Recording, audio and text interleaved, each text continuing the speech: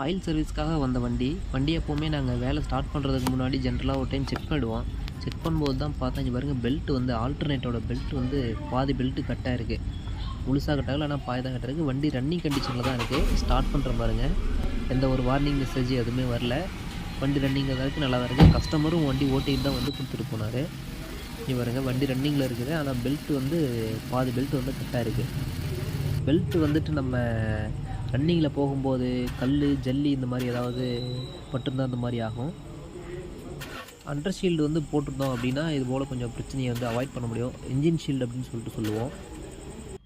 Belt வந்து life போன மாதிரி தெரியல, ஆனால் அந்த மாதிரி கல் ஏதோ ஒன்று பட்டு டிஸ்டர்ப் ஆகிருக்கு. அதனால தான் அந்த மாதிரி ஆயிருக்கு.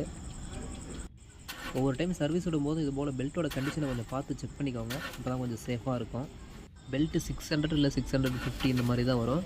பார்த்து மாற்றிக்கோ, கொஞ்சம் சேஃபாக இருக்கும் உங்களுக்கு.